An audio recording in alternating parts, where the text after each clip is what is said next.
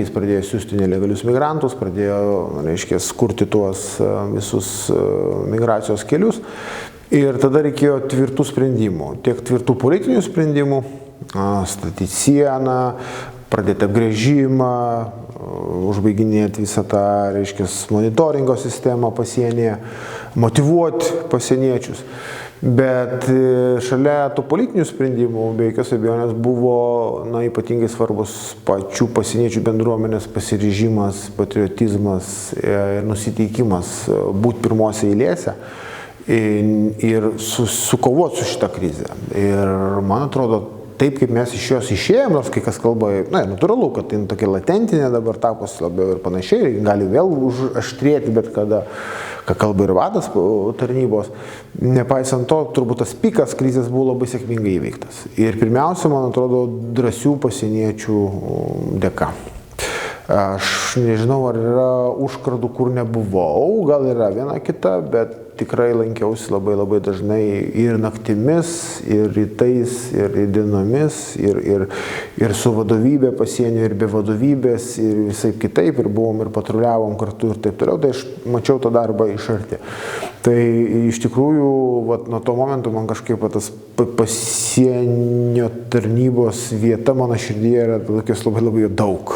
Ir buvo, ir yra, ir bus. Tai man atrodo, čia mes visi kartu įveikėm tą krizę. Čia ne juokas, čia buvo rimtas dalykas, įsivaizduokit, mes pradžioje tikrai buvo tokia sudėtinga, kokius sprendimus priimti, nes vis tiek čia žmogaus teisės atsiranda, visi kiti dalykai. Žinojom, kad pasieniečius Italijoje, kitur, visą kiti vadinamieji žmogaus teisų gynėjai į teismus tampa už apgręžimo politiką. Tai dėl to reikėjo tokios labai didelės sąjungos tarp politikų, kurie neparduos ir neatsitrauks. Kad pasieniečiai žino, kad jie darydami tą sunkų darbą, jie visą laiką bus ginami. Pareigūnų reikia jausmo, kad jis bus ginamas, o kai to jausmo nebėra, tada jis jaučiasi ir išduotų. Tai aš tikrai, kaip pirmininkas, dariau viską visose situacijose. Tų situacijų buvo visokių, kai kažkas kokią istoriją išlysdavo, dar kažkas bandydavo kažkas papolitikuoti.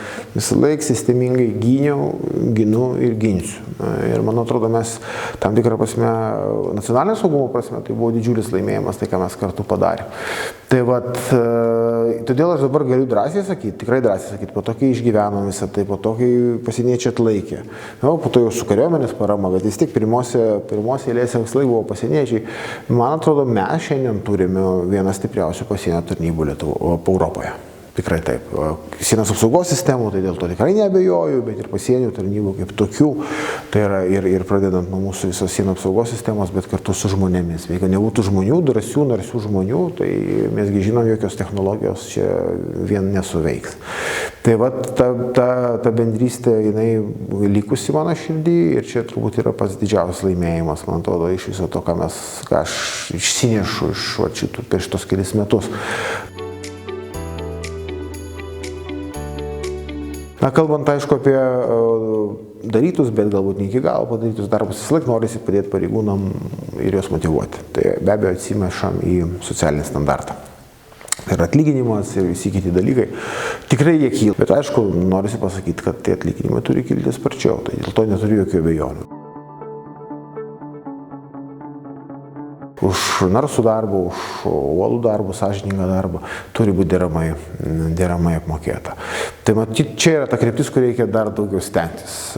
Ir be jokios abejonės, kadangi pasieniečiai yra sudėtinė integrali ginkluotųjų pajėgų dalimi karo padėties metu, reikia labai rimtai galvoti apie kaip stiprinti pasienio tarnybos karinį standartą. Jo, ne tik ginklai, bet karinis standartas tai aišku ir ekipuotė, ir aprūpinimas, bet ir ginkluotė tame tarpe. Tai iš dabartinės varpinės, iš krašto saugos sistemos varpinės, aš bandau žiūrėti mūsų saugumo plačiai, suprasdamas, kad ir pasieniečių vaidmuo gali būti įvairiuose scenarijuose be galo svarbus, ypač tokiose pradinėse stadijose.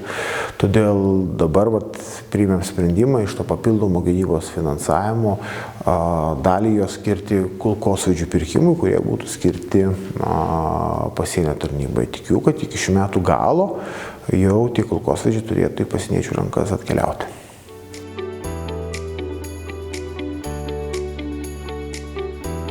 Visada galiu pasakyti, kad rasdavom bendrą kalbą, visada suprasdavau ir tiek pasieniečių, ir policininkų, ir ugniagesių gelbėtojų, ir viešojo saugumo tarnybos, ir kitų mūsų svarbių pareigūnų poreikius. Tai šitoje vietoje tikrai iš savo pusės galiu pasakyti, kad tikrai visada rasdavau bendrą kalbą.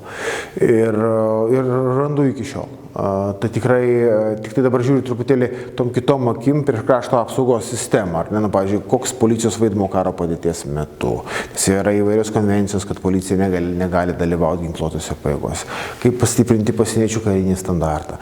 Kaip viešojo saugumo tarnyba dabar jau modeliuoti tokią darinį, kuris galbūt dar labiau rūpintųsi kritinės infrastruktūros apsauga. Gal galima kurti kokias mobilias priešdroninės grupės, link to mes judam.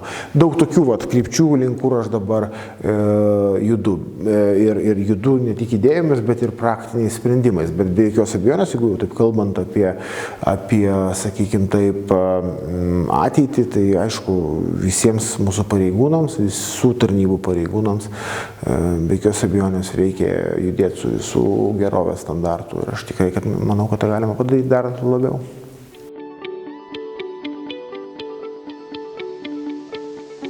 Motyvacija, socialinis pareigūno standartas, kad pareigūnas Lietuvoje jaustųsi oriai, atlikdamas savo svarbią valstybei pareigą.